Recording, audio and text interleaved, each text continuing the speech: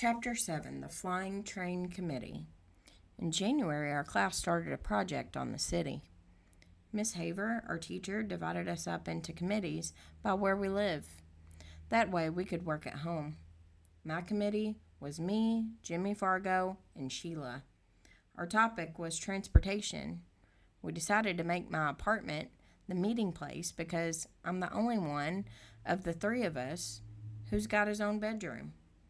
In a few weeks, each committee has to hand in a booklet, a poster, and be ready to give an oral report. The first day we got together after school, we bought a yellow poster board. Jimmy wanted a blue one, but Sheila talked him out of it. Yellow is a much brighter color, she explained. Everything will show up on it. Blue is too dull. Sheila thinks she's smarter than me and Jimmy put together just because she's a girl.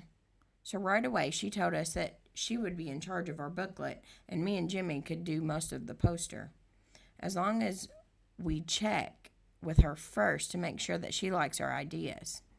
We agreed, since Sheila promised to do 10 pages of written work and we would only do 5. After we bought the yellow poster board, we went to the library. We took out 7 books on transportation.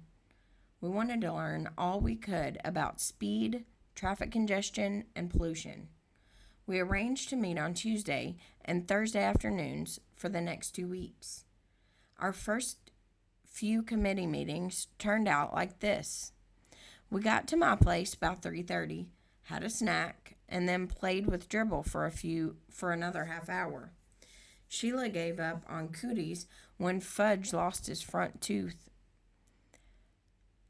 But it still isn't much fun to have her hanging around. She's always complaining that she got stuck with the worst possible committee and that me and Jimmy fool more than we work. We only put up with her because we had no choice. Sheila and Jimmy have to be home for supper before 5:30. So at 5 o'clock, we start cleaning up. We keep our equipment under my bed in a shoebox. We have a set of magic markers, Elmer's glue, Scotch tape, and a really sharp pair of scissors and a container of silver sparkle. Sheila carries our committee booklet back and forth with her. She doesn't trust us enough to leave it at my house. The poster board fits under my bed along with the other supplies. We stack the library books on my desk. The reason I make sure we clean up good is that my mother told me if I left a mess, we'd have to find someplace else to work. By our 3rd meeting, I told Jimmy and Sheila that I'd figured out the solution to New York's traffic problems. We have to get rid of the traffic, I said. There shouldn't be any cars or buses or taxis allowed in the city. What we really need is a citywide monorail system. That's too expensive, Sheila said. It sounds good, but it's not practical. I disagree, I told Sheila. It's very practical. Besides, getting rid of traffic, it'll get rid of the air pollution, and it'll get rid of where they're going a lot faster. But it's not practical, Peter, Sheila said again. It costs too much. I opened one of my books on transportation and read Sheila a quote. A monorail system is the hope of the future. I cleared my throat and I looked up. But we can't write a report just about the monorail, Sheila said. We'll never be able to fill 20 written pages with that. We can write big, Jimmy suggested. No, Sheila said. I want a good mark on this project. Peter, you can write your 5 pages about the monorail system and how it works. And Jimmy, you can write your 5 pages about pollution caused by the transportation. And I'll write my 10 pages on the history of transportation in the city. Sheila folded her arms and smiled. Can I write big? Jimmy asked. I don't care how big you write, as long as you put your name on your 5 pages, Sheila told him. That's not fair, Jimmy said. This is supposed to be a group project. Why should I have to put my name on my 5 pages? Then don't write big, Sheila shouted. Okay.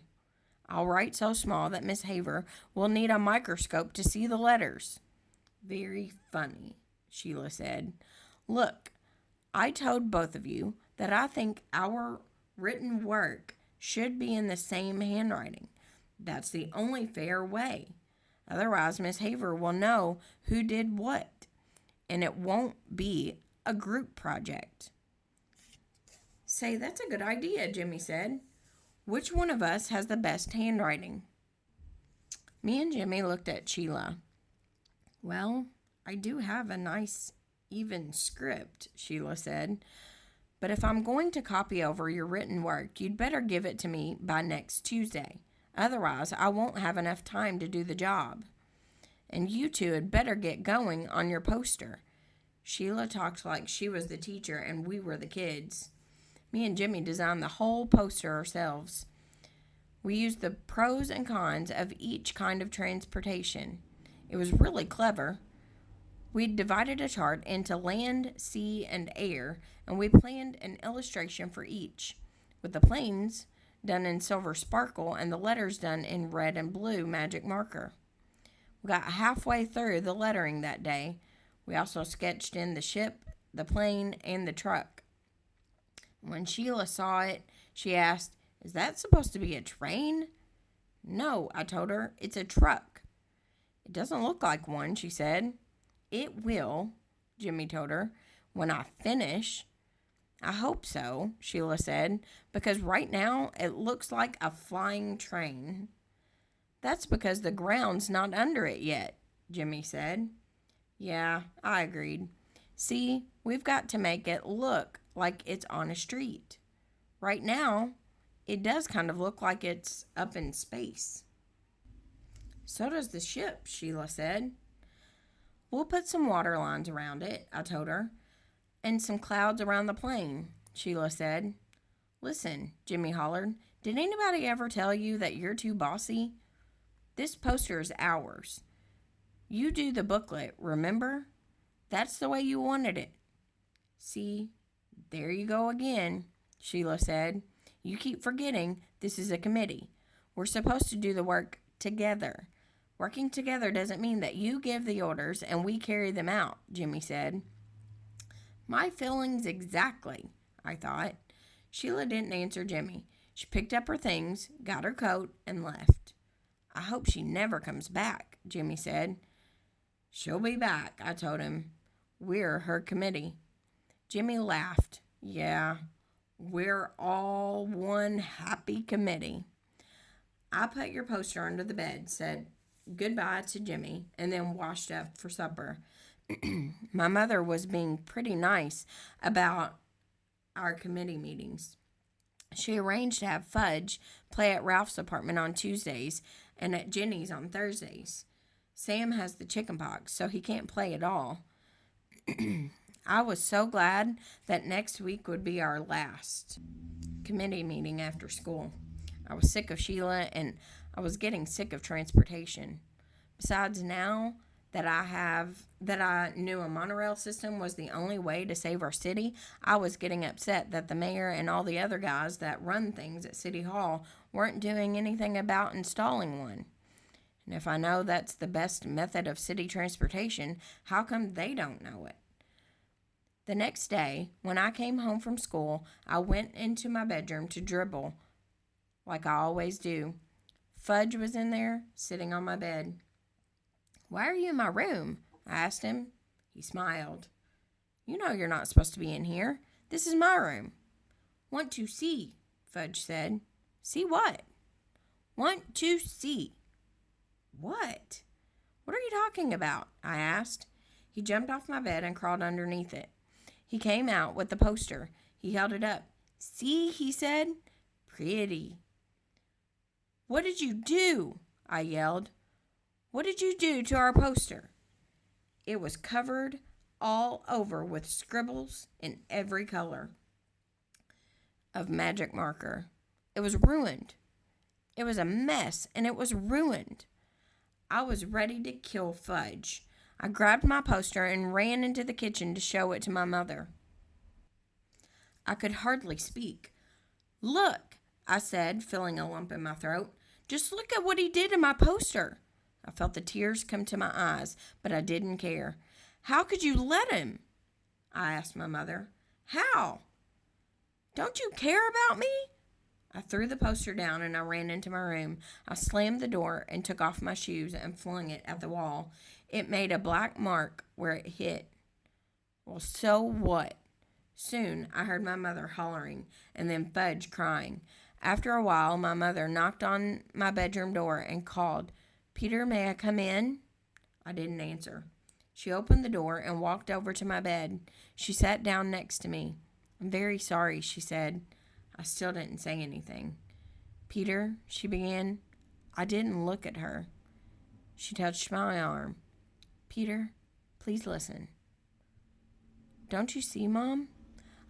I can't ever do my homework without him messing it up. It just isn't fair. I wish he was never born. Never. I hate him." "You don't hate him," my mother said. "You just think you do." "Don't tell me," I said. "I mean it. I really can't stand that kid." "You're angry," my mother told him. "I know that, and I don't blame you. Fudge had no right to touch your poster. I spanked him." "You did?" I asked. "Fudge never gets spanked. My parents don't believe in spanking." "You really spanked him?" I asked again. "Yes," my mother said. "Hard." I asked. "On his backside," she told me. I thought that over. "Peter," my mother put her arm around me, "I'll buy you a new poster board tomorrow. It was really my fault. I should never have let him into your room." "That's why I need a lock on my door," I said.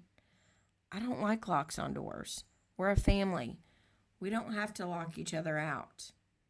And if I had a lock, Fudge wouldn't have gotten my poster." "It won't happen again," my mother promised. I wanted to believe her, but I really didn't. Unless she tied him up, I knew my brother would get into my room again. The next day, while I was at school, my mother bought a new yellow poster board. The hard part was explaining it to Jimmy, what we had to start all over again. He was a good sport about it. He said this time he'd make sure that his truck didn't look like a flying train. And I said this time I'd make pencil marks first so the letters didn't go uphill. Our committee met that afternoon. Sheila didn't mention the last time. Neither did we. Me and Jimmy worked on the poster while Sheila copied our written work onto a booklet. We'd better be ready to give our oral report to the class on Monday, not like some other committees who hadn't even started yet. By 5 o'clock, we had finished our poster, and Sheila was almost done with the cover for our booklet. Jimmy walked over and stood behind her, watching her work. After a minute, he yelled, "What do you think you're doing, Sheila?" I got up from the floor and I joined them at my desk. I took a look at the cover. It was pretty nice. It said, "Transportation in the City." Under that said, "By Sheila Tubman, Peter Hatcher, and James Fargo." And under that, in small letters, it said, "Handwritten by Miss Sheila Tubman." Now I knew why Jimmy was mad. "Oh no," I said, holding my hand to my head. "How could you?" Sheila didn't say anything. "It's not fair," I told her. "We didn't put our names on the poster." "But the cover's all done," she said. "Can't you see that? I'll never get the letters so straight again. It looks perfect." "Oh no," Jimmy shouted. "We're not handing that booklet in like that. I'll rip it up before I let you." He grabbed the booklet and threatened to tear it in half. Sheila screamed, "You wouldn't! I'll kill you! Give it back to me, Jimmy Fargo!" She was ready to cry. I knew Peter wouldn't tear it up, but I didn't say so. "Peter, make him give it back." "Will you take off that line about your handwriting?" I asked.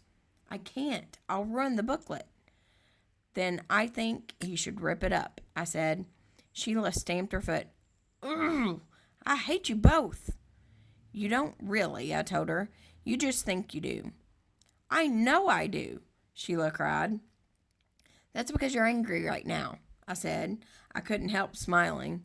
Sheila jumped up and tried to get the booklet, but Jimmy held it over her head, and he's much taller than Sheila. She had no chance at all. Finally, she sat down and whispered, I give up. You win. I'll take my name off. You promise? Jimmy asked. I promise, Sheila said. Jimmy set the booklet down on the desk in front of Sheila. Okay, he said. Start. I'm not going to make a whole new cover, Sheila said. What I'll do is turn this bottom line into a decoration. She picked up a magic marker and made little flowers out of the words. Soon, handwritten by Miss Sheila Tubman, turned into 16 small flowers. There, Sheila said. It's done. It looks pretty good, I told her. It would have looked better without those flowers, Jimmy said. But at least it's fair now. That night, I showed my mother and father our new poster. They thought it was great, especially our silver sparkle airplane. My mother put the poster on the top of the refrigerator so that it would be safe until the next day, when I could take it to school. Now I had nothing to worry about. Sheila had the booklet, the poster was safe, and our committee was finished before schedule. I went into my room to relax. Fudge was sitting on the floor near my bed. My shoebox of supplies was in front of him. His face was a mess of magic marker colors, and he was using my extra sharp scissors to snip away at his hair. And the hair he snipped was dropping into Dribble's bow, which he had in front of him on the floor. See, he said. See, Fudge? Fudgy's a barber. That night, I found out hair doesn't hurt my turtle. I picked off every strand from his shell. I cleaned out his bow and washed off his rocks. He seemed happy. 2 things happened the next day. One was my mother had to take Fudge to the real barber to do something about his hair. He had plenty left in the back, but just about nothing in the front and on top. The barber said there wasn't much he could do until the hair grew back. Between his fangs and his hairline, he was getting funnier looking every day. The second was my father came home with a chain latch for my bedroom door.